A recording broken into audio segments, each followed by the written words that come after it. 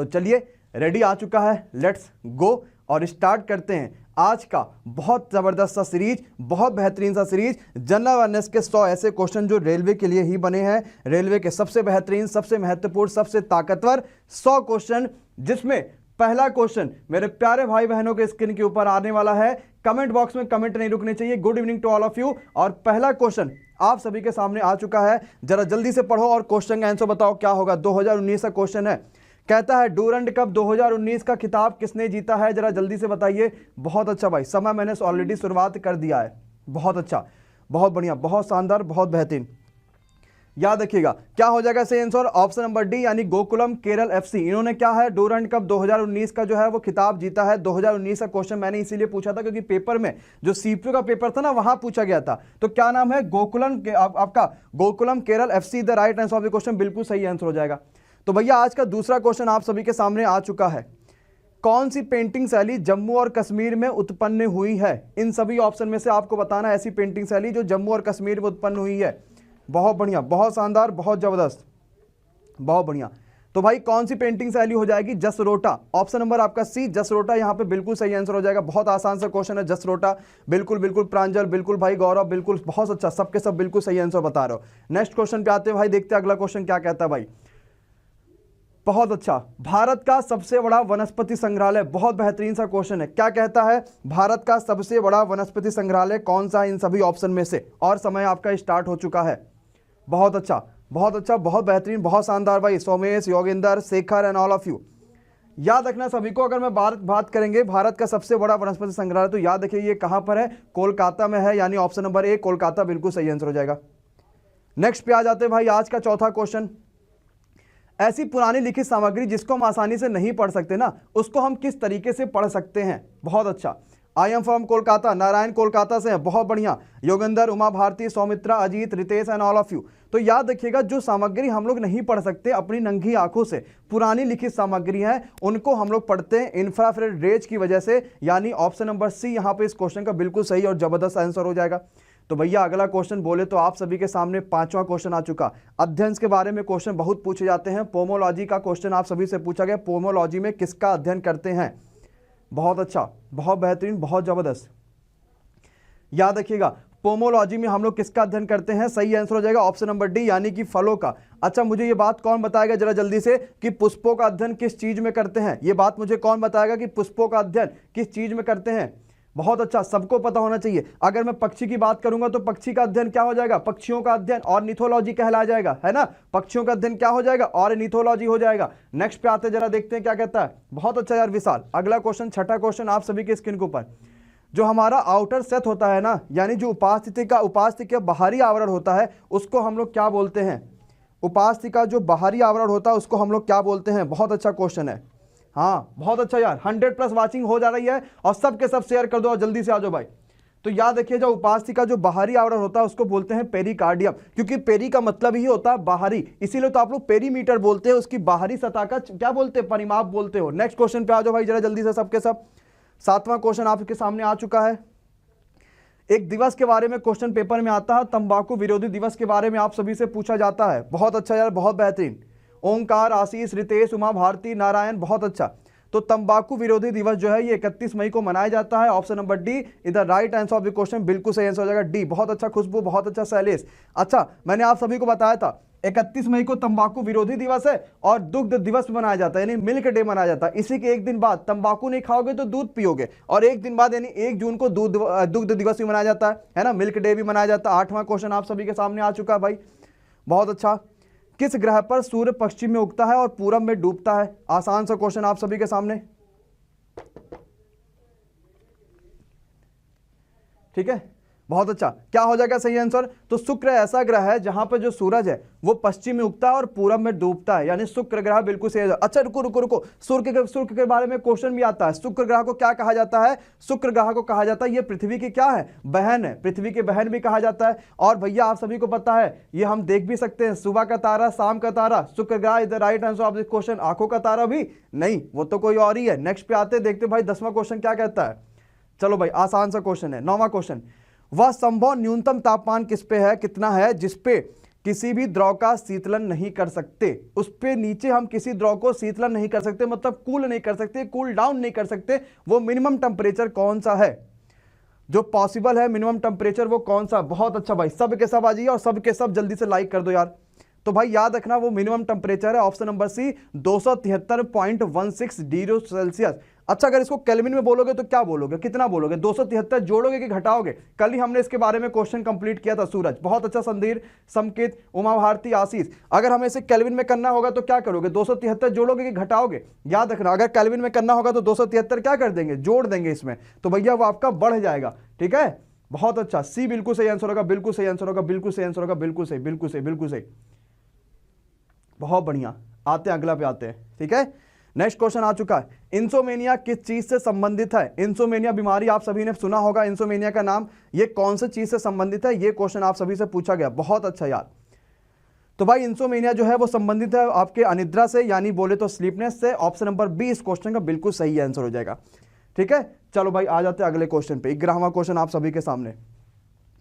कौन सा ऐसा पुरस्कार है जो संयुक्त राष्ट्र के एक एजेंसी के द्वारा दिया जाता है? और आपका ऑप्शन यहां पे शुरू हो जाता है, संयुक्त राष्ट्र संघ के एक एजेंसी के द्वारा दिया जाने वाला पुरस्कार कौन सा है? बहुत अच्छा, याद रखिएगा, आप सभी को पता होगा, कलिंग पुरस्कार is the right answer of the question. ये संयुक्त राष्ट्र संघ की एक एजेंसी के द्वारा दिया जाता है। अब आप सभी को पता होगा कलिंग पुरस्कार किस क्षेत्र में दिया जाता है? हाँ, बहुत सारे बच्चों को पता होगा। कौन सा कलिंग पुरस्कार, कौन बता पाएगा भाई? कलिंग पुरस्कार जो है किस क्षेत्र में दिया जाता है? हाँ, बहुत बढ़िया, ये पेपर में बहुत क्वेश्चन पूछा था कलिंग पुरस्कार के बारे में, बहुत इंपॉर्टेंट है और बहुत ज़्यादा। हाँ, साइंस के क्षेत्र में सबको पता होना चाहिए।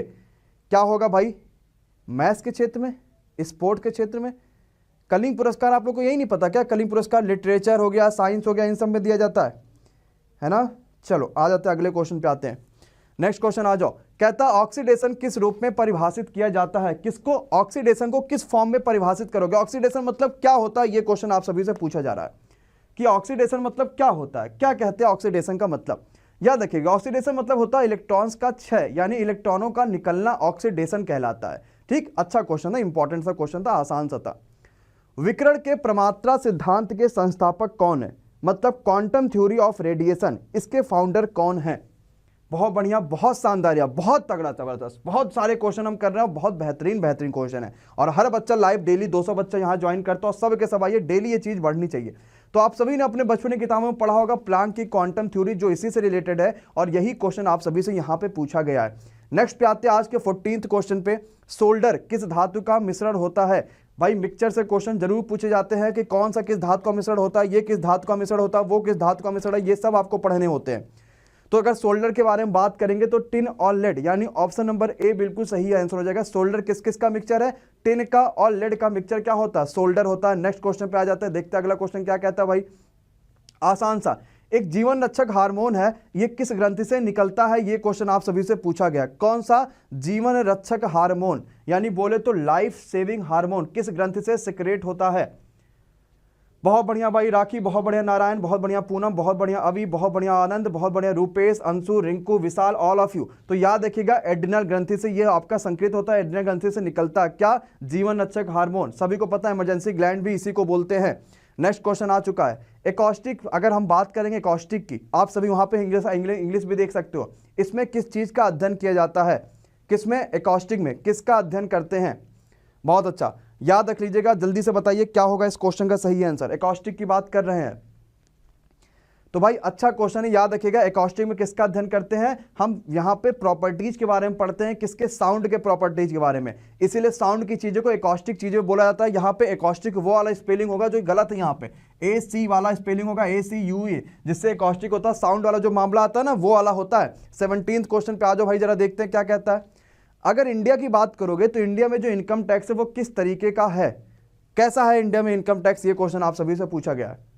बहुत अच्छा यार, बहुत बेहतरीन। लाइक भी करते रहिएगा भाई, लाइक की कमी ना हो पाए, और कमेंट भी करते रहो, लाइक भी करते रहो, शेयर भी करते रहो, तभी तो असली मजा आएगा। तो इंडिया में देखो यार प्रोपोर्शनल है, आप जितना कमाओगे उसके हिसाब से आपको टैक्स देना पड़ेगा। 10 कमाओगे तो 10 के हिसाब से दो, करोड़ कमाओगे करोड़ के हिसाब से दो, लाख कमाओगे लाख के हिसाब से टैक्स दो। और साथ ही साथ डायरेक्ट टैक्स, ऐसा है नहीं कि आप छुपा छुपा के यहाँ वहाँ कर रहे हो, वो डायरेक्ट टैक्स है जो आप सीधे सरकार को पे करते हो, अपना जितना भी कमाई होता है उसका कुछ ना अंश। दोषपूर्ण जो जीन्स होते हैं इसके कारण कौन सी बीमारी हो जाती है? अगर आपका जीन्स खराब है, अगर मान लो आपका जेनेटिक कोई इशू है, तो कौन सी बीमारी आपको हो सकती है? तो आप सभी को पता है हीमोफीलिया जो है ये जीन्स खराब होने का बीमारी है और एक जेनेटिक बीमारी है हीमोफीलिया, और इसको आपको पता है कि रानी की बीमारी भी कहा जाता है या महारानी की बीमारी भी कहा जाता है। ये बड़े लोगों में बीमारी होती थी हीमोफीलिया, बहुत खतरनाक बीमारी है। अगर आपका कहीं हाथ पैर कुछ भी कटता है तो वहां से खून निकलना बंद नहीं होता है। बॉडी के अंदर हिपैरिन नामक जो चीज होता है जो बॉडी के अंदर ब्लड को जमाता है, वो आपको फिर जो है वो नहीं काम आता है, ये बात याद रखिएगा। नेक्स्ट पे आ जाते हैं, जरा देखते हैं क्या होता है। कहता मोहम्मद गोरी को किस शासक ने सबसे पहले हराया था? ये तो बहुत शानदार क्वेश्चन है, बच्चों को विश्वास नहीं था, इस क्वेश्चन का आंसर ये होगा। बहुत अच्छा, मोहम्मद गोरी को सबसे पहले कौन से शासक ने हराया था? याद रखिएगा, सबसे पहले भीम सेकंड ने हराया था, यानी ऑप्शन नंबर डी। जो बच्चा पृथ्वीराज चौहान या कुछ और सोच रहा वो सब गलत है। Option number D, Bhim second ने हराया था जब मोहम्मद गोरी ने पहली बार आक्रमण करने की प्लानिंग करी थी, सबसे पहले इसी ने हराया था उनको। नेक्स्ट क्वेश्चन पे आ जाओ भाई।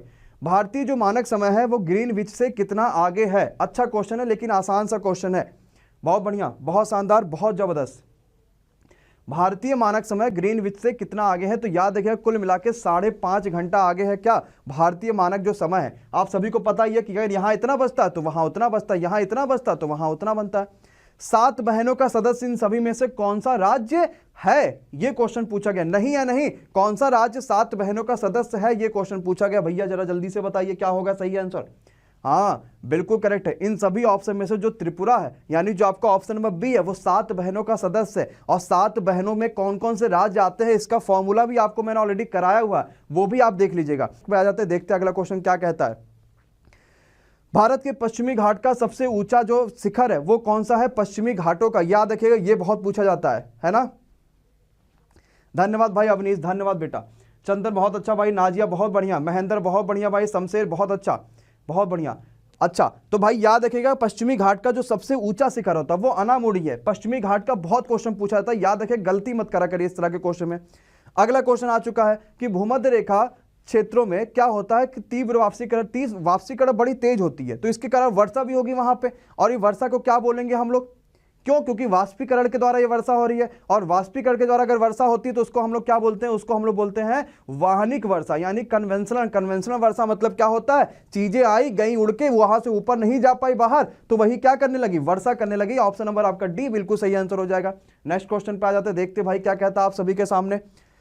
कहता है मिट्टी के पानी के माध्यम से शीर्ष मिट्टी से अवभूमि तक खनिजों का स्थानांतरण क्या कहलाता है? पानी जो होते हैं वो खनिज क्या करते हैं? सोखते हैं, तो भाई वो क्या कहलाता है? ये क्वेश्चन आप सभी से पूछा गया है। ये खुद अपने आप में एक प्रक्रिया है जिसको हम लोग बोलते हैं लीचिंग। आप सभी ने अपने जो किताबें हैं उसमें पढ़ा भी होगा already. Option number C the right answer of this question. Diksha गलत है बेटा, सी सही आंसर होगा। विशाल, अभी, मयंक, मेनन, रूपेश बहुत अच्छा। नेक्स्ट पे आ जाइए, क्या कहता है जरा देखते हैं। कौन सी बीमारियां पुरुषों की तुलना में महिलाओं में आसानी से हो जाती है? ऐसी कौन सी बीमारी है कि पुरुषों में कम लेकिन महिलाओं में सिंपल तरीके से आसानी से हो जाती है? बड़ा चल रहा है बीमारी। हाँ बिल्कुल सही आंसर है, याद रखिएगा सही आंसर क्या होगा? Heart attack. हार्ट अटैक ऐसी बीमारी है जो पुरुषों में तो कम होती है लेकिन महिलाओं में ये आसानी से हो जाती है, हार्ट अटैक। नेक्स्ट क्वेश्चन पे आते हैं, देखते हैं अगला क्वेश्चन क्या कहता है भाई आप सभी के लिए। कहता भारत और पाकिस्तान के बीच गुजरात से दूर एक विवादित तटीय क्षेत्र है जिसका नाम क्या है? एक कोस्टल रीजन है जो बड़ा विवादित है ना, उसका नाम क्या? जरा जल्दी से बताओ भाई। बहुत अच्छा भाई, बहुत जबरदस्त, याद रखिएगा। तो इसका जो नाम है ये क्या नाम है? ये नाम है सर क्रीक, यानी option number B is the right answer of the question. आप सभी को पता है भारत और पाकिस्तान के बीच में है, गुजरात का ये एक विवादित क्षेत्र है जहां से क्वेश्चन पेपर में हमेशा ही उठते रहते हैं। 27वां क्वेश्चन आ चुका आप सभी के सामने। कहता है कौन सा ऐसा राष्ट्र है दो जो पाक जड़ोमध्य से जुड़े हुए हैं? बहुत बढ़िया, यस यस यस, बिल्कुल सही भाई, बिल्कुल सही। चलो सिंपल सा क्वेश्चन है, सभी को पता होगा इस क्वेश्चन का सही आंसर क्या है। तो भाई याद रखिएगा भारत और श्रीलंका जो है वो पाक जड़ोमध्य से जुड़े हुए हैं। Option number A is the right answer of the question, बिल्कुल सही है, भारत और श्रीलंका के बीच में। और आप सभी को पता है ये भाई पाक मलबट से जुड़े हुए हैं, साथ ही साथ एक मन्नार की खाड़ी है जो भारत और श्रीलंका को अलग करती है। तो दोनों के दोनों ही इंपॉर्टेंट है, दोनों के दोनों से ही क्वेश्चन पूछे जाएंगे। भी लाइक करना है, शेयर करना है, सब्सक्राइब करना है और नेक्स्ट क्वेश्चन का आंसर कमेंट मानना है। कहता है निफ्टी 50 सभी ने नाम सुना है, किसका प्रमुख सूचकांक है? किसका फ्लैगशिप इंडेक्स है? क्या नाम है? निफ्टी 50। बहुत अच्छा, बहुत जबरदस्त, बहुत बेहतरीन। हाँ, याद रखिएगा निफ्टी 50 जो है ये किस चीज का प्रमुख सूचकांक है? एनएससी। आप सभी को पता है दो भारत में है शेयर मार्केट के लिए, एक है बीएससी और एक है एनएससी। तो सबसे पुराना अगर पूछा जाएगा तो आपको पता है बॉम्बे स्टॉक एक्सचेंज, और एनएससी कहां पे है? वो दिल्ली में है। नेक्स्ट क्वेश्चन पे आते हैं। 29वां क्वेश्चन आपके स्क्रीन के ऊपर आ चुका है कि जमींदारी जो सिस्टम था वो आप सभी को पता है कॉर्नवालिस में शुरू किया था, लेकिन कॉर्नवालिस ने किस साल शुरू किया था? ये क्वेश्चन आप सभी से पूछा गया। कौन सी व्यवस्था? जमींदारी वाली व्यवस्था। बहुत बेहतरीन भाई, बहुत जबरदस्त यार। ठीक है, तो जमींदारी जो व्यवस्था ये कॉर्नवालिस ने शुरू किया था। ऑप्शन नंबर डी, यानी कि 1793 ईस्वी में। तो ऑप्शन नंबर डी यहां पे इस क्वेश्चन का बिल्कुल सही और बिल्कुल जबरदस्त क्वेश्चन हो जाएगा। अरे भैया नेक्स्ट क्वेश्चन पे आ जाते हैं, देखते हैं अगला क्वेश्चन क्या कहता है। कहता है जो सेबी है ना, सेबी का फुल फॉर्म भी देखो यहां क्वेश्चन में दे रखा है, ये इंपॉर्टेंट भी है, security and exchange board of India. इन्होंने क्या किया है, इसकी स्थापना कब हुई थी सिर्फ यही बता दो, बाकी क्या किया क्या नहीं किया वो सब तो अलग बात है ना। इनकी स्थापना कब हुई थी खाली यही बता दो। बहुत अच्छा, याद रखिएगा आप सभी को पता होना चाहिए जो सेबी है इसकी जो स्थापना हुई थी वो आप सभी को पता होना चाहिए, ये हुआ था 1992 में। मेरे सारे प्यारे भाई बहन ये कौन कमेंट करके बताएगा कि सेबी का जो हेडक्वार्टर है वो आखिर कहां पर है? सेबी का हेडक्वार्टर कहां पर है, ये बात कौन कमेंट करके बता सकता है? तो मुंबई में इसका हेडक्वार्टर है। जो बच्चे मुंबई कमेंट कर रहे हैं उनका बिल्कुल सही और बिल्कुल जबरदस्त आंसर हो जाएगा। नेक्स्ट क्वेश्चन की तरफ बढ़ते हैं। अकबर के शासनकाल के दौरान अदालत की भाषा कौन सी होती थी? उस समय लोग अदालत में किस तरीके से बात करते थे, क्या करते थे, क्या नहीं करते थे? बहुत अच्छा, तो जब अकबर का शासनकाल चल रहा था तो उस समय जो अदालत की भाषा थी वो पर्शियन लैंग्वेज यूज होती थी, वहां पे फारसी भाषा यूज होती थी। अगर हम इस समय अदालत की भाषाओं के बारे में बात करेंगे तो इस समय अंग्रेजी भाषा का यूज होता है। तो ऑप्शन अगर इस समय पूछा जाए तो अंग्रेजी भाषा आप बिल्कुल सही कर दोगे। नेक्स्ट क्वेश्चन पे आ जाते हैं, जरा देखते हैं क्या कहता है भाई। किस हिंदू चित्रकार को जहांगीर के द्वारा फारस के शाह अब्बास फर्स्ट के चित्र के लिए भेजा गया था? बहुत आसान सा क्वेश्चन है। हाँ, बहुत बढ़िया, बहुत बढ़िया, बहुत बढ़िया। चलो, तो सही आंसर क्या हो जाएगा? ऑप्शन नंबर आपका बी, बिशन दास। बहुत कम बच्चों ने नाम सुना होगा बिशन दास जी का, क्योंकि ये इतिहास में इनका नाम थोड़ा सा कम आता है, लेकिन इंपॉर्टेंट क्वेश्चन है तो इनको थोड़ा सीरियसली लीजिए। और Bishan Das is the right answer of the question. बिल्कुल सही आंसर कमेंट करिए भाई। कहता है आप सभी से कि मई 1930 में धरासना सत्याग्रह ब्रिटिश नमक कर का विरोध हुआ था। ये धर्मसना है क्या? ये धरासना नहीं लिखा है, ये धर्मसना लिखा हुआ है ना। तो धर्मसना सत्याग्रह ब्रिटिश नमक का जो है वो विरोध किया गया था, ये धर्मसना है क्या ये क्वेश्चन, या फिर कहां है ये बताओ जरा सा। ये धर्मसना कहां पर स्थित है जरा जल्दी से बताओ। तो भाई क्या हो जाएगा, ये धर्मसना कहां पर स्थित है? गुजरात में स्थित है। ऑप्शन नंबर आपका बी, गुजरात, यहां पे बिल्कुल सही आंसर हो जाएगा। हाँ, बिल्कुल सही आंसर हो जाएगा भाई। पश्चिमी तट के उत्तरी भाग को, अब देखो भैया ये वही क्वेश्चन आ गया जो हमने ऑलरेडी डिस्कस किया था, है ना। पश्चिमी तट का उत्तरी भाग, बहुत अच्छा क्वेश्चन है, जल्दी से बताओ पश्चिमी तट का उत्तरी भाग क्या हो जाएगा? यहाँ पे सही आंसर कोंकण तट हो जाएगा। Konkan is the right answer of the question. Konkan बिल्कुल सही आंसर हो जाएगा, है ना, पक्का। चलो अगले क्वेश्चन पे आ जाते हैं, जरा देखते हैं अगला क्वेश्चन क्या कहता है। चलो भाई, अगला क्वेश्चन आ गया। अंडमान और निकोबार द्वीप में जो सैंडल पीक है वो कहां पर स्थित है? कौन से जगह पे ये सैंडल पीक स्थित है? कौन सा? अंडमान निकोबार में जो आपका द्वीप है ये कौन से सैंडल पीक में स्थित है? ये क्वेश्चन पूछा गया। जो अंडमान निकोबार में सैंडल पीक जो स्थित है ये कौन से वाले द्वीप में है? हाँ, तो जो अंडमान और निकोबार में जो सैंडल पीक है ये कहां पर स्थित है? तो ये सही आंसर हो जाएगा ऑप्शन नंबर डी, यानी उत्तरी अंडमान में स्थित है। अगला क्वेश्चन कहता है कौन सा ऐसा राज्य है जो नेपाल के साथ अपनी सीमा को साझा नहीं करता है? इन सभी ऑप्शन में से क्या होगा इस क्वेश्चन का सही आंसर? नेपाल के साथ अपनी सीमा साझा नहीं करने वाला कौन सा इसमें से राज्य है? तो याद रखिएगा सही आंसर हो जाएगा झारखंड। झारखंड क्या है? नेपाल के साथ अपनी सीमा साझा नहीं करता है। नेक्स्ट क्वेश्चन पे चलते हैं, देखते हैं अगला क्वेश्चन क्या कहता है भाई। अंतर्राष्ट्रीय बाल अधिकार दिवस, बहुत अच्छा क्वेश्चन है, बहुत फेमस क्वेश्चन है। क्या कहता है? अंतर्राष्ट्रीय बाल अधिकार दिवस कब मनाया जाता है? बहुत इजी क्वेश्चन है, याद रखिएगा, जरा जल्दी से बताइए। बहुत बेहतरीन, बहुत बढ़िया भाई। टिंकू, कुशल, अजीत, नारायण, विप्लव, विलॉग, ओमकार, बहुत अच्छा यार। तो अंतर्राष्ट्रीय बाल अधिकार दिवस ये मनाया जाता है 20 नवंबर को, यानी ऑप्शन नंबर आपका सी बिल्कुल सही आंसर हो जाएगा, पक्का। नेक्स्ट क्वेश्चन पे आते हैं भाई, जरा देखते हैं अगला क्वेश्चन क्या कहता है। यार परमवीर चक्र पाने वाला पहला व्यक्ति कौन था जिसको परमवीर चक्र सबसे पहले मिला था? बहुत अच्छा भाई, बहुत बेहतरीन, जबरदस्त तरीके से सब के सब जल्दी से आ जाइए। और जबरदस्त क्वेश्चन करने वाले हैं कि परमवीर चक्र पाने वाले पहले जो थे उनका नाम था क्या? मेजर सोमनाथ शर्मा, यानी ऑप्शन नंबर बी इधर right answer of the question, बिल्कुल सही आंसर हो जाएगा। नेक्स्ट पे आते हैं आज का 39वां क्वेश्चन, देखते हैं क्या कहता है भाई आप सभी के सामने। किस देश ने प्रधानमंत्री नरेंद्र मोदी को एक ऑनर दिया हुआ जिसका नाम है the King Hamad Order of the Renaissance? ये आदेश नाम का एक ये पुरस्कार दिया है, कौन है भाई ऐसा देश? बहुत अच्छा, याद रखिएगा ये है बहरीन। बोले तो ऑप्शन नंबर आपका A is the right answer of the question. Bahrain यहाँ पे बिल्कुल सही आंसर हो जाएगा। भैया नेक्स्ट क्वेश्चन की तरफ बढ़ते हैं और 40वां क्वेश्चन देखते हैं कि बांग्लादेश कब बना था। ये लो भैया आसान सा क्वेश्चन, जरा जल्दी से बताइए कि बांग्लादेश बना कब था। बहुत इजी क्वेश्चन, बहुत शानदार, बहुत जबरदस्त क्वेश्चन है भाई। तो याद रखना सभी बच्चे को, जो बांग्लादेश था वो ऑप्शन नंबर बी यानी कि 1971 में बना था। Option number B is the right answer of the question, बिल्कुल सही आंसर हो जाएगा। 41 क्वेश्चन पे आ जाते हैं भाई, क्वेश्चनों की सीरीज बढ़ रही है और 41वां क्वेश्चन पे आ चुके हैं। कोयले की खानों में आमतौर पर विस्फोट हो जाती है, लेकिन किस गैस की वजह से होती है? बहुत बढ़िया, बहुत जबरदस्त भाई। याद रखना कि कोयले की जो खदान होती हैं, जो खान होती हैं, उसमें विस्फोट होती है तो मीथेन की वजह से होती है। और मीथेन का फॉर्मूला क्या होता है? CH4। हर बच्चे को पता होना चाहिए, क्वेश्चन जरूर पूछे जाते हैं। नेक्स्ट पे आते हैं, देखते हैं क्या कहता है भाई आज का 42वां क्वेश्चन। आपकी स्क्रीन के ऊपर ये रहा, अगर हमने किसी योजना को स्टार्ट किया और समय से पहले कर दिया खत्म, तो भैया वो योजना कौन सी थी? जरा जल्दी से बता दो, क्योंकि पंचवर्षीय योजनाएं चलते रहती हैं। कौन सी ऐसी पंचवर्षीय योजना थी जो समय से पहले खत्म कर दी गई थी? याद रखिएगा 5वीं पंचवर्षीय योजना। क्यों? क्योंकि 74 से 79 में ये खत्म हो गई थी। ऑप्शन नंबर आपका डी, समय से पहले इसको इमरजेंसी में रोक दिया गया था। नेक्स्ट क्वेश्चन पे आ जाते हैं। पीएम मोदी ने किस देश में रुपे कार्ड लॉन्च कर दिया? अभी हाल ही की ये बात है, करंट अफेयर्स का क्वेश्चन है। हाल ही में रुपे कार्ड लॉन्च किया गया, कहां के पीएम मोदी ने किया है, कौन से वाले देश में किया है, ये क्वेश्चन पूछा गया है। हाँ याद रखिएगा आपका सऊदी अरब अमीरात यानी UAE में जो इस बार के पीएम मोदी हैं, उन्होंने क्या किया है? बहुत अच्छा, रुपे कार्ड जो है वो लॉन्च कर दिया है। नेक्स्ट क्वेश्चन की तरफ आते हैं, देखते हैं 44वां क्वेश्चन क्या कहता है भाई। कहता चपचूर कूट त्योहार है, ये किस राज्य का त्योहार है और कहां पे मनाया जाता है? देखो त्योहारों के बारे में क्वेश्चन बड़े पूछे जाते हैं और एक त्योहार आप सभी के सामने आ चुका, नाम क्या है? चपचूर कूट त्योहार। ये किस राज्य का त्योहार है, जरा कौन बता पाएगा? याद रखिएगा ये मिजोरम राज्य का त्योहार है। Option number C, Mizoram is the right answer of the question. Mizoram बिल्कुल सही आंसर हो जाएगा। नेक्स्ट पे आ जाओ, जरा देखते हैं 45वां क्वेश्चन क्या कहता है भाई।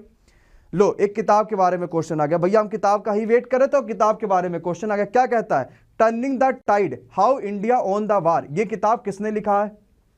बहुत बढ़िया, बहुत शानदार, बहुत जबरदस्त। तो भाई किताबों के बारे में क्वेश्चन से एक तो बनता ही बनता है, क्योंकि पेपर में जरूर आते हैं। तो नितिन गोखले, बोले तो option number D the right answer of the question, बिल्कुल सही आंसर हो जाएगा। 46 नंबर पे आ जाते हैं, देखते हैं आज का 46वां क्वेश्चन आप सभी के सामने क्या कहता है कि स्वतंत्रता के बाद भारत में आर्थिक सुधार को पहली बार किसके अंतर्गत पेश किया गया था? मतलब किस सरकार के अंतर्गत भारत में आर्थिक सुधार किया जाएगा, यह बात कही गई थी। कौन बता पाएगा भाई? बहुत शानदार, बहुत जबरदस्त, बहुत जिंदाबाद। तो याद रखिएगा ये जो बात कही गई थी, ये सबसे पहले नरसिम्हा राव सरकार उस समय चल रही थी। बात थी 1990 की। तो ऑप्शन नंबर डी आप बिल्कुल आंख बंद करके कर दोगे सही, और अगले क्वेश्चन में बढ़ जाओगे कि नहीं बढ़ जाओगे भाई। 47वें क्वेश्चन आ चुके हैं। कहता है सौरभ चौधरी ने 2019 में एशियाई चैंपियनशिप में रजत पदक जीता था। अभी भैया ये क्या करते हैं इन सब में, जरा ये बताओ कि क्या हो जाएगा सही आंसर? बहुत अच्छा। हमने 2019 से करंट अफेयर्स क्यों लिया? क्योंकि सीपीओ का जब पेपर उठा के देखा ना गाइज, तो 19 के करंट अफेयर्स के क्वेश्चन थे। तो हमने कहा लो भैया करंट अफेयर्स के क्वेश्चन आ रहे हैं, इसका मतलब जरूर पूछा जा सकता है। तो 10 मीटर एयर पिस्टल यहां पे बिल्कुल सही आंसर हो जाएगा। Option number B the right answer of the question, B बिल्कुल सही और जबरदस्त क्वेश्चन हो जाएगा। चलो भैया जरा आज के 48वें क्वेश्चन पे आ जाते हैं, देखते हैं क्या कहता है। भारत में अंतर्देशीय जलमार्ग के लिए सबसे ज्यादा किस नदी का उपयोग किया जाता है? यानी अगर वाटरवे की बात करेंगे तो कौन सी ऐसी नदी है जिसपे सबसे ज्यादा वाटरवेज का यूज किया जाता है? बहुत अच्छा याद, सबको पता है भारत की सबसे लंबी नदी, सबसे फेमस नदी, सबसे पसंदीदा नदी भारतीय जो गंगा है, वो बिल्कुल सही आंसर हो जाएगा। गंगा नदी, इसका जो है अंतरराष्ट्रीय अंतरदेशीय यानी देश के अंदर ही जो जितने जलमार्ग में है, इसमें सबसे ज्यादा यूज गंगा नदी का किया जाता है। ऑप्शन नंबर ए बिल्कुल सही हो जाएगा। 49वां क्वेश्चन आ चुका भाई। रसोई गैस किन चीज का मिक्सचर होता है? यानी जो हमारा गैस होता है, जो LPG होता है, लिक्विड पेट्रोलियम गैस, उसमें कौन कौन सी गैसों का मिक्सचर होता है? ये क्वेश्चन पूछा गया है।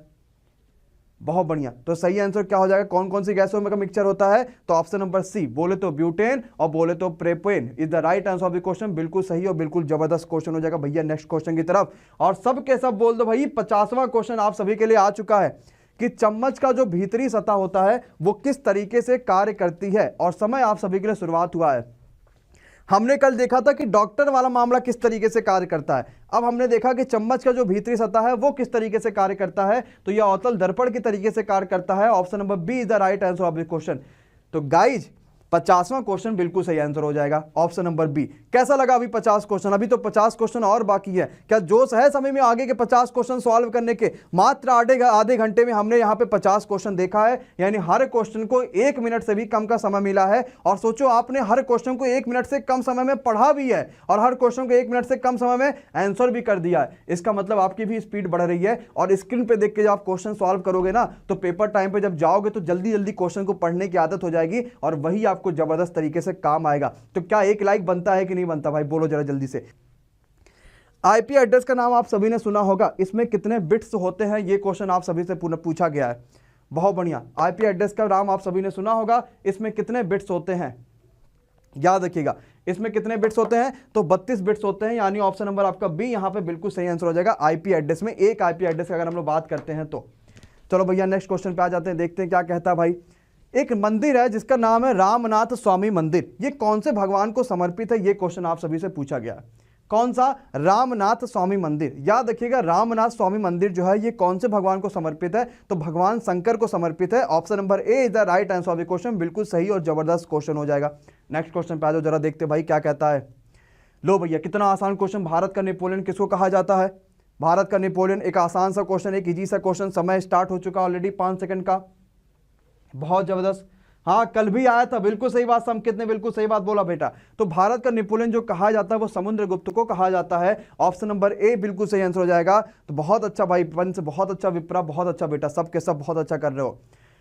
54वां क्वेश्चन आ गया, अर्थशास्त्र में नोबेल पुरस्कार। भैया इनका तो कहना ही नहीं है, कभी भी अगर अर्थशास्त्र का नाम आ जाए तो सारे प्यारे बच्चे आंख बंद करके सिर्फ एक ही नाम बोलते हैं, जयकारा लेके। क्या हो जाएगा सही answer? Option number C, Amartya Sen is the right answer of the question. अगर कभी भी अर्थशास्त्र के बारे में बात आ गई तो तुरंत कहोगे अमर्त्य सेन के अलावा कोई हो ही नहीं सकता। नेक्स्ट क्वेश्चन की तरफ बढ़ते हैं, देखते हैं क्या कहता है। एक और दिवस के बारे में क्वेश्चन, तो दिवस पे दिवस पूछा जा रहा है। क्या कहता है? विश्व पर्यटन दिवस कब मनाया जाता है? और समय 5 सेकंड का आप सभी के लिए यहां पे लाया जाता है। जरा जल्दी से बता दो क्या होगा इस क्वेश्चन का सही आंसर। बहुत तगड़ा, बहुत बेहतरीन। तो विश्व पर्यटन दिवस सही आंसर हो जाएगा। ऑप्शन नंबर आपका डी, 27 सितंबर को मनाया जाता है। सब के सब बच्चे याद रखिएगा। और भैया जरा आते 56वां क्वेश्चन की तरफ ध्यान लगाते हैं, देखते हैं क्या कहता है। आज का 56 नंबर का क्वेश्चन, कौन सा गैर फेरोमैग्नेटिक है? बोले तो नॉन फेरोमैग्नेटिक है। आप सभी को पता है मैग्नेटिक के गुण होते हैं, फेरोमैग्नेटिक और मैग्नेटिक। तो भैया नॉन फेरोमैग्नेटिक मतलब फेरोमैग्नेटिक नहीं है इन सभी में से कौन सा? याद रखिएगा मैग्नीज, यानी कि एमन is the right answer of the question. एमन बिल्कुल सही हो जाएगा, मैग्नीज। भैया ये क्या लिखा हुआ है? ये आयरन लिखा हुआ है। भैया ये क्या लिखा हुआ है? ये कोबाल्ट लिखा हुआ है। ये क्या लिखा हुआ है? निकिल लिखा हुआ है। तो मुझे कौन कमेंट बॉक्स में ये कमेंट करके बताएगा कि आयरन का एटॉमिक नंबर क्या होता है? एलपी 2017 का क्वेश्चन यही आया था कि आयरन का एटॉमिक नंबर क्या होगा। 9 अगस्त का वो पेपर था, आप सभी को अगर पता होगा, जिन बच्चों ने एलपी दिया होगा, उस समय एटॉमिक नंबर का था बहुत ज्यादा धूम और लगातार एटॉमिक नंबर पे एटॉमिक नंबर के क्वेश्चन पूछे जा रहे थे। तो आयरन का एटॉमिक नंबर कितना होता है? 26 होता है, हर बच्चे को पता होना चाहिए। निकिल का एटॉमिक नंबर कितना होता है? कोबाल्ट का एटॉमिक नंबर कितना होता है? और मैग्नीज का कितना होता है? ये सब भी क्वेश्चन बहुत इंपॉर्टेंट है, बहुत पूछे जाते थे। हाँ, तो कोबाल्ट, निकिल, कॉपर, जिंक, यानी कि 26, कोबाल्ट, निकिल 27, और सॉरी ये होगा आपका कितना? आयरन, मैग्नीज, आयरन, कोबाल्ट हो गया 27, और ये कोबाल्ट निकिल हो गया आपका 28, और कॉपर आपसे कोबाल्ट निकिल के बाद आएगा कॉपर, वो होगा 29, और जिंक आप सभी के साथ आ जाता है 30, है ना। इस बात को याद रखिएगा। नेक्स्ट क्वेश्चन की तरफ चलते हैं मेरे प्यारे भाई और देखते 57वां क्वेश्चन क्या कहता है। सूर्य का जो सतही तापमान होता है वो लगभग कितना होता है? यानी जो उसके सतह का जो तापमान होता है, उसके जो साइड का तापमान होता है वो कितना होता है? याद रखिएगा ऑप्शन नंबर सी, यानी 5778 केल्विन बिल्कुल सही आंसर हो जाएगा। Option number C the right answer of the question, बिल्कुल सही और जबरदस्त क्वेश्चन हो जाएगा। चलो भैया जरा सा आ जाते हैं अगले क्वेश्चन पे, यानी आज का 58वां क्वेश्चन आप सभी के सामने आ चुका है। महाबलीपुरम इन सभी में से किस शहर का बंदरगाह था? कौन सा? महाबलीपुरम। कहां का बंदरगाह था? किसका था भाई महाबलीपुरम? याद रखना सब के सब। तो भैया महाबली जो पुरम था वो किसका बंदरगाह था? तो सही आंसर क्या होगा? महाबलीपुरम। सभी को याद रखना है कि पल्लवों का बंदरगाह था। Option number C the right answer of the question, बिल्कुल सही आंसर हो जाएगा। जरा नेक्स्ट क्वेश्चन की तरफ बढ़ते हैं। भारत के राष्ट्रीय ध्वज में जो अशोक चक्र है पूछा गया किस चीज का प्रतीक है? भाई बहुत आसान सा क्वेश्चन है, सबको पता है। अशोक चक्र बोले तो प्रगति का प्रतीक है, बोले तो गतिशीलता का प्रतीक है, यानी कि आप सभी के लिए मूवमेंट का प्रतीक है। Option number B the right answer of the question, बिल्कुल सही और जबरदस्त क्वेश्चन हो जाएगा। एक क्वेश्चन पूछता है ब्रिक्स जयपुर डिक्लेरेशन ये किस चीज पर आधारित था और किसके लिए ये काम किया गया था। बहुत अच्छा भाई, बहुत बेहतरीन, बहुत शानदार। लाइक की संख्या बढ़ती है और सभी के सभी बच्चे लाइव आते हैं, उसकी भी संख्या बढ़ती है। तो लाइक भी बढ़ने चाहिए और लाइव बच्चे भी बढ़ने चाहिए। तो सही आंसर हो जाएगा एनवायरमेंट के लिए हुआ था। जो जयपुर का डिक्लेरेशन हुआ था ब्रिक्स का, वो एनवायरमेंट के ऊपर हुआ था। ऑप्शन नंबर आपका एनवायरमेंट बिल्कुल यहाँ पे सही आंसर हो जाएगा। नेक्स्ट पे आते, देखते क्या कहता है भैया। ये क्वेश्चन एक बार और आ चुका है कि मिर्च का जो तीखापन होता है आखिर वो किसकी वजह से होता है। सबको पता होना चाहिए जो मिर्च का तीखापन होता है वो किसकी वजह से होता है, तो वो होता है कैप्सिसिन की वजह से, यानी option number B capsaicin is the right answer of the question. हमने ऑल्सो पहले ही ये हमने देख लिया है कि मिर्च का तीखापन किसकी वजह से होता है। नेक्स्ट क्वेश्चन पे आ जाओ भाई, जरा देखते हैं क्या कहता है। लो, विटामिन B9 के बारे में फिर से क्वेश्चन आ गया कि विटामिन B9 को किसके नाम से जाना जाता है। आसान सा क्वेश्चन है, याद रखिएगा। बहुत अच्छा, बहुत शानदार, बहुत जबरदस्त भैया। तो याद रखिएगा जो विटामिन B9 होता है उसको हम लोग बोलते हैं फॉलिक एसिड। ऑप्शन नंबर आपका जो ए है विटामिन B9 के लिए वो बिल्कुल सही और बिल्कुल जबरदस्त हो जाएगा। बहुत अच्छा क्वेश्चन है, बहुत आसान सा क्वेश्चन है। नेक्स्ट पे आ जाओ भाई, देखते हैं अगला क्वेश्चन क्या कहता है। कहता है पौधा जो है, कोशिका भित्ति जो पौधों की होती है वो किस चीज की बनी होती है। एक आसान सा क्वेश्चन, एक इजी सा क्वेश्चन है। बहुत बढ़िया, बहुत बढ़िया। जो पौधों की कोशिका भित्ति है वो याद रखिएगा, हर बच्चे को पता होना चाहिए। ऑप्शन नंबर है यानी cellulose is the right answer of the question. वो किसकी बनी होती है, वो सेलुलोज की बनी होती है। Cellulose is the right answer of the question. Cellulose यहाँ पे बिल्कुल सही और बिल्कुल बहुत जबरदस्त क्वेश्चन का आंसर हो जाएगा भाई। नेक्स्ट क्वेश्चन पे आते हैं। यार कवक का अध्ययन क्या कहलाता है। अभी हमने पढ़ा था कि फलों का अध्ययन क्या कहलाता है और अब हम पढ़ रहे हैं यहाँ पे कि कवकों का अध्ययन क्या कहलाता है। ये भी बड़ा आसान क्वेश्चन है, बहुत जबरदस्त क्वेश्चन है। तो सबको याद रखना है जो कवकों का अध्ययन होता है ना वो माइकोलॉजी कहलाता है। सभी को याद रखना है। और अगर याद आप रखना कि अगर आपसे सेलों का अध्ययन पूछा जाएगा तो भी बता लेना। कवकों का अध्ययन, वेरी गुड यार। दीक्षा, रूबी, रामराज, गौरव, पूजा, विप्लव, नाजिया, भागीरथ, राखी, सहनाज, कुशल, रामराज, विनय, विशाल, योगेंद्र, मिस्टर क्रिस, शिव कुमार। जो बच्चा कमेंट नहीं कर रहा वो सब के सब कमेंट करिए, मुझे सभी के नाम दिखाई दे रहे हैं। हवा में कौन सा घटक श्वसन की प्रक्रिया में नहीं बदलता है। हवा में पाया जाने वाला ऐसा कौन सा घटक है जब आप श्वसन की प्रक्रिया करोगे तो वो चेंज नहीं होता है। याद रखिएगा वो नाइट्रोजन होता है, यानी option number D nitrogen change नहीं होता है। वो बिल्कुल सही और बिल्कुल जबरदस्त क्वेश्चन का आंसर हो जाएगा भैया। नेक्स्ट क्वेश्चन की तरफ बढ़ जाते हैं, देखते हैं क्या कहता है। कहता है हाइड्रोमीटर का आविष्कार किसने किया था। ये क्वेश्चन आप सभी से पूछा, किसका हाइड्रोमीटर। हाइड्रोमीटर ये क्वेश्चन आप सभी से पूछा गया है। बहुत बढ़िया, बहुत जबरदस्त भाई, बहुत तगड़ा। याद रखना जो हाइड्रोमीटर का अगर हम आविष्कार पूछेंगे तो बिल्कुल सही आंसर होगा। हाइड्रोमीटर का आविष्कार था वो विलियम निकोलसन ने किया था। ऑप्शन नंबर आपका William Nicholson is the right answer of the question. William Nicholson बिल्कुल सही आंसर हो जाएंगे, पक्का है। चल अगले क्वेश्चन में, चलो भाई अगले क्वेश्चन में आ जाओ भाई। कहता है मानव शरीर में रक्तचाप कितना होता है। ब्लड प्रेशर हमारे बॉडी के अंदर कितना होता है। ये क्वेश्चन आप सभी से पूछा गया है, हमारे बॉडी में ब्लड प्रेशर कितना होता है। बहुत अच्छा भाई, बहुत बढ़िया। चलो भाई अगले पे आ जाते हैं। तो हमारे बॉडी में जो ब्लड प्रेशर है भाई वो कितना होता है, सबको याद रखना है। ऑप्शन नंबर बी यानी कि वो वायुमंडलीय दबाव से अधिक होता है। हमारे बॉडी का जो ब्लड प्रेशर होगा वो ऑलवेज याद रखना, जितना वायुमंडल का दबाव होगा, जितना वायुमंडल का प्रेशर होता है उससे अधिक होता है, पक्का। नेक्स्ट क्वेश्चन पर जरा बढ़ते हैं, देखते हैं अगला क्वेश्चन क्या कहता है आप सभी के सामने। 68वां क्वेश्चन। भारतीय संविधान में जो न्यायिक समीक्षा की प्रणाली है वो कौन से देश से ली गई है। यानी अगर हम जुडिशल रिव्यू कर पाते हैं वो हम कौन से देश से लेते हैं, किसमें, भारतीय संविधान के बारे में बात कर रहा है। और समय आप सभी के लिए यहाँ पे शुरुआत हो चुका। बहुत बढ़िया, बहुत बढ़िया। तो भाई सही आंसर क्या हो जाएगा, ये सभी के सभी कहां से ली गई है, अमेरिका से ली गई है, यूएसए से ली गई है। ऑप्शन नंबर आपका यूएसए इधर right answer of the question. America बिल्कुल यहां पे सही आंसर हो जाएगा। तो क्या नेक्स्ट क्वेश्चन की तरफ चला जाए भाई। आज जरा सा, आज का 69वां क्वेश्चन आप सभी के साथ आ चुका है। बहुत बढ़िया। कहता है सिंधु घाटी के जो लोग हैं वो किसके साथ व्यापार करते थे। जो सिंधु घाटी सभ्यता जब चल रही थी उस समय जो लोग थे वो कौन सी सभ्यता के साथ व्यापार करते थे, कहां के लोगों के साथ व्यापार करते थे। हाँ याद रखिएगा, जो सिंधु घाटी सभ्यता का व्यापार स्थल था वो मेसोपोटामिया था। यानी ऑप्शन नंबर आपका बी इधर right answer of the question. B बिल्कुल यहाँ पे सही आंसर हो जाएगा। चलो भैया अगले क्वेश्चन पे आ जाते हैं, देखते क्या कहता है 69वां क्वेश्चन। यार एक अनुच्छेद जिसका नाम है 343, ये अनुच्छेद किससे संबंधित है, जरा जल्दी से बताओ। बहुत बढ़िया। तो जो अनुच्छेद है 343 ये किससे संबंधित है, तो याद रखिएगा ये आधिकारिक रूप में भाषा आपकी हिंदी होगी, इससे ये संबंधित है। ये बहुत अच्छा क्वेश्चन है, बहुत आसान सा नहीं बल्कि बहुत जबरदस्त सा क्वेश्चन है। तो भैया लाइक की संख्या जरा जल्दी से बढ़ाइए। चलो भाई आ जाओ अगले क्वेश्चन पे। अगला क्वेश्चन कहता है फीफी पुरस्कार जो है वो किस क्षेत्र में दिया जाता है। बहुत अच्छा क्वेश्चन है, बहुत इंपॉर्टेंट क्वेश्चन है, आसानी से पेपर में जरूर पूछा जाएगा। क्या फीफी जो पुरस्कार है वो कौन से क्षेत्र में दिया था, याद रखिएगा परफ्यूम के क्षेत्र में। ऑप्शन नंबर आपका C is the right answer of the question, बिल्कुल सही आंसर हो जाएगा। नेक्स्ट क्वेश्चन भाई बढ़ते जरा देखते हैं अगला क्वेश्चन, यानी आज का 72वां क्वेश्चन क्या कहता है। कहता है ऐसी कौन सी नदी है जो हिमालय में अंगसी ग्लेशियर से निकलती है। 4 ऑप्शन आप सभी को दिखाई दे रहे हैं और समय आप सभी का भाई शुरुआत हो चुका है। हिमालय में निकलती है अंगसी ग्लेशियर से, ऐसी कौन सी नदी है। तो सही आंसर क्या हो जाएगा भाई, यहां पे सही आंसर है ऑप्शन नंबर डी, यानी Brahmaputra is the right answer of the question. Brahmaputra यहां पे बिल्कुल सही आंसर हो जाएगी। वेरी गुड भैया। नेक्स्ट क्वेश्चन पे जरा आते हैं, देखते हैं अगला क्वेश्चन क्या कहता है आप सभी के सामने।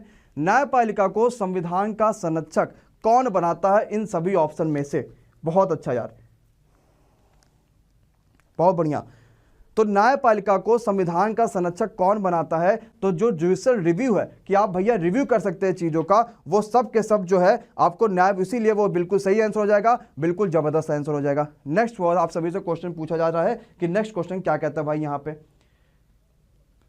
चलो भाई, कहता है चूना पत्थर कंकाल का गठन करने वाले जो छोटे समुद्री जीव होते हैं ना, उनको क्या बोलते हैं। जो चूना पत्थर कंकाल इन सब का गठन करते हैं, जो छोटे समुद्री जीव होते हैं, इनको क्या बोलते हैं। अभी हमने इनके बारे में पढ़ा था, बहुत अच्छा यार। तो इनको बोलते हैं कोरल लीव्स। और आप सभी को पता है पूरे विश्व की जो सबसे बड़ी कोरल लीफ है ये कहां पर है, यह ऑस्ट्रेलिया में है, पता है। चलो अगले पे चलते हैं, चलो भाई अगले पे आते हैं। अगला क्वेश्चन आप सभी के सामने, कौन सी परमाणु प्रतिक्रिया में संरक्षित है। इनमें से कौन सी परमाणु प्रतिक्रिया में संरक्षित होती है। अगर कोई परमाणु की प्रक्रिया होती है तो उसमें संरक्षित है, कोई नुकसान नहीं होता है। कौन सा इन सभी ऑप्शन में से। बहुत अच्छा भाई, याद रखिएगा। तो ये भाई बिल्कुल सही आंसर हो जाएगा। द्रव्यमान, ऊर्जा और गति, ये तीनों के तीनों कंजर्व रहती हैं, बिल्कुल सही आंसर हो जाएगा। बिल्कुल सही और बिल्कुल तगड़ा क्वेश्चन हो जाएगा। Option number D the right answer of the question. आज का 76वां क्वेश्चन मेरे सारे प्यारे भाई बहन आप सभी के सामने भैया आ चुका है। कहता सभी तरल जो सतह अनुबंध करते हैं, यानी सभी तरल जो सतह होते हैं, जो लिक्विड सरफेस होते हैं, वो कॉन्ट्रैक्ट करते हैं एक दूसरे से, ये फिनोमेना क्या कहलाता है भाई। लिक्विड सतह एक दूसरे से कॉन्ट्रैक्ट करेंगे, क्या कहलाएगा ये फिनोमेना, जरा जल्दी से बताओ भाई। बहुत अच्छा, क्या हो जाएगा ये फिनोमेना, क्या कहलाता है, ये कहलाता सतही तनाव, यानी कि surface tension. Option number C is the right answer of this question. Surface tension यानी सतह तनाव, बिल्कुल सही आंसर हो जाएगा। बिल्कुल, बहुत अच्छा, बहुत अच्छा, बहुत जबरदस्त। नेक्स्ट क्वेश्चन पे आते हैं, 77वां क्वेश्चन। एक किताब है, क्या नाम है, योग अ गेम फॉर वुमेन। इसके लेखक कौन है, जरा जल्दी से बताओ भाई। किताब का नाम क्या है, अ गेम फॉर वुमेन। इस किताब के लेखक कौन है, जरा जल्दी से बताइए। बहुत बढ़िया। तो इस किताब के जो लेखक हैं वो है ऑप्शन नंबर ए, यानी Geeta Iyengar is the right answer of the question. किताब का नाम है योग अ गेम फॉर वुमेन। इसके लेखक कौन है, गीता अयंगर। नेक्स्ट क्वेश्चन पे आते हैं, जरा अगला क्वेश्चन देखते हैं भैया क्या कहता है आप सभी के सामने। 2011 की जनगणना के अनुसार 2001 से लेके 11 तक में भारत की जनसंख्या में कुल मिला के कितने प्रतिशत की वृद्धि हुई है। बहुत अच्छा, बहुत बढ़िया, बहुत जबरदस्त। तो 2001 की जनगणना के अनुसार, 2001 के 11 में जब जनगणना हो तो उसके अनुसार 1 से लेकर 11 तक, आपको पता हर 10 साल में जनगणना होती है, और 1 से लेकर 11 तक में जनगणना जो भारत में जो जनसंख्या बढ़ी थी वो 17.64। ये बहुत इंपॉर्टेंट क्वेश्चन है। और 2021 में जब जनगणना होगी तब आपको वो याद रखना पड़ेगा कि 11 से लेकर 21 तक भी जनसंख्या कितना बदली थी। वेस्टमिंस्टर संसदीय प्रणाली जो है इसको किसने विकसित किया था, ये क्वेश्चन आप सभी से पूछा गया है। बहुत बढ़िया, बहुत अच्छा, बहुत शानदार, बहुत जबरदस्त। तो भैया जो वेस्टमिंस्टर संसदीय प्रणाली है 120 जो है विकसित किया था, ऑप्शन नंबर आपका सी, यानी यूके ने। आपके यूके, बिल्कुल से, उत्तराखंड नहीं है भैया, वो यूके है ना, उत्तराखंड वाला ना समझ लेना। नेक्स्ट पे आ जाओ, जरा देखते हैं क्या कहता है। एक खिलाड़ी है जिनका नाम है ज्योत्सना चिनप्पा, ये कौन से गेम से संबंधित है, ये क्वेश्चन पूछा गया है। आसान तो क्वेश्चन नहीं है, और आपको पता खिलाड़ियों से क्वेश्चन भी पेपर में जरूर पूछे जाते हैं, और मुझे पता आप इसी बात पे क्वेश्चंस को लाइक करते हो और वीडियो को भी लाइक कर दोगे जबरदस्त तरीके से। तो ये कौन से खिलाड़ी जो कौन से गेम से संबंधित है, स्क्वैश से, यानी option number A squash is the right answer of the question. Squash यहाँ पे बिल्कुल सही और जबरदस्त क्वेश्चन हो जाएगा। नेक्स्ट क्वेश्चन पे आ जाओ भैया, जरा देखते हैं। एक इकाई है फतम, फतम जो है वो कौन सी इकाई है, किस चीज की इकाई है, ये क्वेश्चन आप सभी से पूछा गया है। बहुत बढ़िया, फतम याद रखना, बहुत अच्छा क्वेश्चन है, बहुत बढ़िया, बहुत जबरदस्त सा क्वेश्चन है, बहुत जबरदस्त यार, बहुत अच्छा। 175 बच्चा आज लाइव हो चुका है। जो फतम है ये किस चीज की इकाई है, गहराई मापने का इकाई है। ऑप्शन नंबर सी, गहराई is the right answer of the question, बिल्कुल सही आंसर हो जाएगा। भैया आज का 82वां क्वेश्चन आज सभी के सामने आ चुका है। क्लोरोफॉर्म के संवेदनाहारीकारी जो गुण होते हैं इसको सबसे पहले किसने प्रदर्शित किया था, या फिर इसको प्रदर्शन करने का श्रेय सबसे पहले किसको जाता है? किसका? क्लोरोफॉर्म के बारे में मैं बात कर रहा हूं यहां पे, और क्वेश्चन आप सभी के सामने आ चुका है। जरा जल्दी से बताओ क्या होगा? सही आंसर हो जाएगा ऑप्शन नंबर आपका बी, यानी James Simpson is the right answer of the question. बिल्कुल सही आंसर हो जाएगा। बहुत अच्छा क्वेश्चन था, बहुत शानदार था। नेक्स्ट पे जरा जो देखते क्या कहता है भाई अगला क्वेश्चन।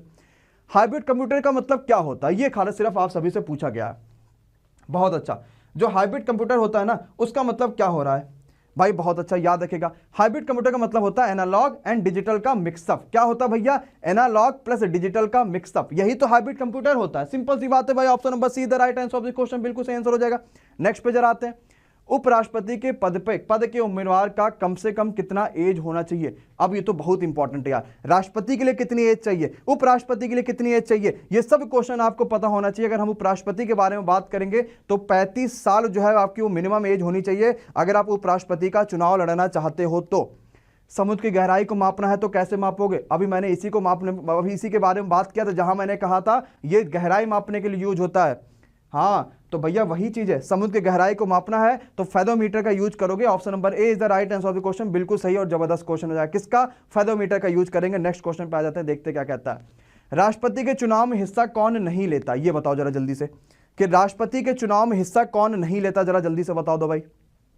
हाँ तो राष्ट्रपति के चुनाव में हिस्सा बात करोगे, जो नामांकित सदस्य होते हैं ना विधानसभा के, वो थोड़ी भाग लेते हैं। जो चयनित लोग होते हैं, जो इनॉमिनेटेड नहीं, जो सेलेक्टेड, जो इलेक्टेड लोग होते हैं वो भाग लेते हैं, यानी ऑप्शन नंबर डी यहां पे सही आंसर हो जाएगा। नेक्स्ट पे आ जाओ। भारत का ऐसा कौन सा राज्य है जिसको पहले नेफा के नाम से जाना जाता था, बाद में उसका नाम हुआ चेंज? और भैया बताओ कौन सा राज्य है? सभी का सभी बहुत बढ़िया। तो भारत का कौन सा राज्य है? बी, यानी Arunachal Pradesh is the right answer of the question. जो बच्चे कमेंट नहीं कर रहे हैं ना, वो सोच रहे हैं, खाली देखते रहेंगे, ज्ञान अर्जित करे रहेंगे और देखते रहेंगे कि हाँ सर जी क्या बता रहे हैं, क्या बता रहे हैं, क्या बता रहे हैं, याद कर लेंगे। याद रखना, अगर आपने कमेंट किया और आपका गलत हुआ और मैंने सही आंसर बताया तो आप जिंदगी भर उस चीज को शायद याद रख लोगे। और लेकिन अगर आपने कमेंट नहीं किया और आप सिर्फ देख के पढ़ो, इससे अच्छा क्यों वीडियो देख रहे हो? फिर किताब ही खोल के क्यों ना पढ़ लो? यहां तो इसलिए आ रहे हो ना कि आप अपनी गलती पहचान पाओ। तो हर बच्चा कमेंट जरूर करे, और कमेंट करने के साथ साथ जब आपका क्वेश्चन खुद का गलत होगा तो आपको असली मजा आएगा और आपको लगेगा यार मेरा ये क्वेश्चन गलत हो, अब मैं इसको सही कर जाऊंगा, और इसी बात पे तो आपका सिलेक्शन हो जाएगा। समझ रहे हो ना मेरी बात को? नेक्स्ट क्वेश्चन पे आते, देखते भाई क्या कहता है। 88वां क्वेश्चन आप सभी के लिए।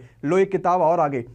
सत्य का प्रयोग बोले तो the story of my experiment with truth. बहुत आसान सा क्वेश्चन। इस किताब को लिखा है किसने? जरा जल्दी से बताओ कमेंट बॉक्स में सबके सब। बहुत बढ़िया। तो भाई क्या हो जाएगा सही आंसर? ऑप्शन नंबर सी, यानी महात्मा गांधी ने इस किताब को लिखा है। सी इस किताब का बिल्कुल सही और जबरदस्त आंसर हो जाएगा। जरा जल्दी से आ जाओ भाई, क्या कहता है? बहुत अच्छा कहता है भाई। 1556 में अकबर ने पानीपत की दूसरी लड़ाई लड़ी थी, हम सभी को यह बात पता है, लेकिन हराया किसको था? जरा ये बताओ भैया। बहुत अच्छा, बहुत बढ़िया। तो किसको हराया था? ऑप्शन नंबर सी, यानी विक्रमादित्य को हराया था। हेमू विक्रमादित्य, बिल्कुल सही आंसर हो जाएगा। 1556 में पानीपत की दूसरी लड़ाई। अब क्वेश्चन ये पूछेगा पानीपत की पहली लड़ाई कब हुई थी, तो आप तुरंत बोल दोगे सर जी 1526 में पानीपत की पहली लड़ाई हुई। टोटल 3 लड़ाइयां हुई थी पानीपत की, 56 में, 26 में, और तीसरा कब हुआ? जरा जल्दी से बता दो। 1761। बहुत अच्छा भाई, बहुत अच्छा। नेक्स्ट क्वेश्चन पे आ जाते हैं, जरा देखते हैं क्या कहता है भैया। कहता है भारतीय संविधान के ऐसा कौन सा अनुच्छेद है जिसमें लाभ का पद आता है? जरा जल्दी से कमेंट बॉक्स में सबके सब आंसर कमेंट कर दो भाई, मैं सभी के कमेंट पढ़ पाता हूं। बहुत बढ़िया। तो लाभ का पद आता है संविधान का अनुच्छेद 102 का भाग पहले का ए, यानी A is the right answer of the question, बिल्कुल सही आंसर हो जाएगा। कोई दिक्कत नहीं, जिनका गलत हो रहा है खुद को पहचानो, गलतियां स्वीकारो। पेपर पास आ गया, इसीलिए मैं आपको सिर्फ क्वेश्चंस करा रहा हूं। पेपर दूर होता तो मैं आपको इन्हीं क्वेश्चन को बहुत अच्छे तरीके से समझाता, लेकिन पीडीएफ आपको टेलीग्राम ग्रुप पे मिल जाएगी, लिंक ऑलरेडी पिन है, आप लोग वहां से ज्वाइन कर लीजिएगा। फसलों का आवर्तन क्यों जरूरी है? क्यों रोटेशन करके फसल लगाई जाती है? पहले ये फसल, फिर वो फसल, फिर ये फसल, इस तरीके से क्यों लगाई जाती है भाई फसलें? बहुत अच्छा। तो फसलें जो है इस वजह से इसलिए लगाई जाती हैं ताकि जो मृदा है उसकी उर्वरकता बरकरार रहे, मृदा जो है वो कंप्लीट फर्टाइल रहे, उसमें कोई दिक्कत ना आए। और नेक्स्ट क्वेश्चन में बढ़ते हैं ताकि क्वेश्चन में कोई दिक्कत ना आए। और मेरे प्यारे भाई बहन 200 लाइक होने वाले हैं, जरा लाइक कर दो ताकि लाइक में कोई दिक्कत ना आए। कहता है किस कोशिका अंग में पायरुविक अम्ल टूटकर कार्बन डाइऑक्साइड जल और ऊर्जा में परिवर्तित हो जाता है? बहुत बढ़िया, बहुत अच्छा। सही आंसर क्या हो जाएगा? ऑप्शन नंबर सी, यानी mitochondria is the right answer of the question. आप सभी ने माइटोकॉन्ड्रिया का नाम सुना होगा, आप सभी ने बहुत सारी चीजों का इसमें नाम सुना होगा, बिल्कुल सही आंसर हो जाएगा। अगला क्वेश्चन पे आते हैं। कहता है मृदा में जल तनाव मापने के लिए जो यंत्र प्रयोग किया जाता है वो यंत्र कौन सा होता है। अगर हमें जल तनाव मापना है तो हमें एक यंत्र यूज करना पड़ेगा, वो यंत्र कौन सा होगा, तो वो होता, हमें तनाव मापना है तो टेंसियोमीटर हो जाएगा, क्योंकि तनाव मापी यही है, टेंसियोमीटर यही है, तो बिल्कुल सही आंसर हो जाएगा। नेक्स्ट क्वेश्चन की तरफ बढ़ा जाए भैया, आ जाओ जरा जल्दी से देखते हैं अगला क्वेश्चन क्या कहता है भाई। बहुत अच्छा, कहता है कौन सा संयोजी ऊतक नहीं है, नॉट अ कनेक्टिव टिश्यू। इन सभी ऑप्शन में से क्या सही आंसर होगा। बहुत अच्छा भैया, तो याद रखिएगा जो त्वचा है ना, हमारे पास जो त्वचा बनी है ना भैया, ये संयोजी ऊतक थोड़ी है। ऑप्शन नंबर बिल्कुल सही आंसर हो जाएगा। चलो अगले क्वेश्चन पे आ जाओ भाई, क्या कहता है। कहता अपरक्षित जो भी चट्टान होते हैं उनके टुकड़े जो एक ढाल के तेल पर जमा हो जाते हैं, आखिर उनको कौन से नाम के द्वारा जाता है पुकारा, या उनको क्या कहा जाता है, जरा जल्दी से बताओ भैया। बहुत अच्छा भाई, क्या कहा जाता है उनको, उनको टिल कहा जाता है। ऑप्शन नंबर, आपने सुना भी होगा टिल वगैरह कि नहीं सुना है, सुना ना टिल वगैरह, बिल्कुल सही आंसर हो जाएगा। नेक्स्ट क्वेश्चन पे आते देखते क्या कहता है भैया आप सभी के सामने। CER का मतलब क्या होता है, एनवायरमेंट की तरीके से इसका यूज होता है CER, इसका मतलब क्या होता है जरा जल्दी से बताओ। एनवायरमेंट के फॉर्म में यूज होता है CER का। हाँ 200 लाइक, अरे भाई गजब, 200 लाइक ऑलरेडी हो चुके भाई, सब के सब देखते कौन 200 लाइक करता है, सबके सब लाइक कर दो भैया। तो CER का मतलब होता है सर्टिफाइड एमिशन रिडक्शन, यानी ऑप्शन नंबर आपका यहां पे सही आंसर हो जाएगा। A is the right answer of the question, A बिल्कुल सही आंसर हो जाएगा। नेक्स्ट पे आते हैं आज का 57वां क्वेश्चन। कौन सा समुद्री धारक का कारक नहीं है, not a factor of ocean current. Ocean current जो होती है उसका फैक्टर ये नहीं है, इनमें से कौन सा। बहुत बढ़िया, तो कौन सा नहीं है, सही आंसर हो जाएगा ऑप्शन नंबर बी, पानी के नीचे विवर्तनिक, यानी ऑप्शन नंबर बी बिल्कुल यहां पे सही आंसर हो जाएगा मेरे प्यारे भाई। नेक्स्ट क्वेश्चन की तरफ बढ़ते हैं। धन विधेयक विधानसभा के में किसके सिफारिश से पश्चात लाया जाता है। कौन सा विधेयक, धन विधेयक विधानसभा में लाया जाता है, किसके सिफारिश के पश्चात ये धन विधेयक लाया जाता है, ये क्वेश्चन आप सभी से पूछा गया है। तो जो धन विधेयक होता है ये लाया जाता है किसके सिफारिश से, याद रखिएगा ऑलवेज ये राज्यपाल के ही सिफारिश से लाया जाता है, तो राज्यपाल यानी B is the right answer of the question, बिल्कुल सही आंसर हो जाएगा। ये हम विधानसभा की बात कर रहे हैं, आप सभी को पता है किसी भी राज्य में सबसे बड़ा होता है विधानसभा और विधान परिषद, लेकिन अगर हम पूरे देश की बात करेंगे तो वही लोकसभा राज्यसभा हो जाता है, क्योंकि ये राज्य की बात है तो राज्य के दादा कौन है भैया, राज्यपाल is the right answer of the question. तो नेक्स्ट क्वेश्चन की तरफ बढ़ जाते हैं, देखते हैं क्या कहता है भैया, आ जाओ। एक और आप सभी के सामने आ चुका है क्वेश्चन, ड्रीम नेशन पुस्तक एक देश को एक हाथ से लिखना सपने के साथ, ये जारी किया गया है एक महिला क्रिकेटर ने अपने जन्मदिन पर, उनका नाम क्या है जरा जल्दी से बता दीजिए भाई। तो भैया उनका नाम है मिथाली राज, आप सभी को पता है भारतीय कप्तान थी। बहुत अच्छा क्वेश्चन है, बहुत इंपॉर्टेंट क्वेश्चन है। तो भैया आज का आप सभी के लिए आज का 100वां क्वेश्चन आप सभी के सामने आ चुका है। अंतरराष्ट्रीय अंतरिक्ष स्टेशन पर हाल ही में उगाई गई फसल, उसका नाम क्या है। जो अंतरिक्ष स्टेशन पर उगाई गई है हाल ही में, नाम क्या है जरा ये बताओ सबके सब जरा जल्दी से। बहुत अच्छा, तो जो फसल हाल ही में उगाई गई है उसका नाम है ऑप्शन नंबर ए, यानी कि WG01। Option number A is the right answer of this question. कैसा लगा सीरीज ये बताओ, मजा आया सभी को, पक्का है यार, लाइक कर दो एक बार सबके सब, और जिन्होंने अभी तक सब्सक्राइब नहीं किया ना प्लीज सब्सक्राइब कर दीजिए, और सब्सक्राइब करने के साथ साथ बेल आइकॉन पे क्लिक करिए। Bye bye, good night, take care, thank you so much guys.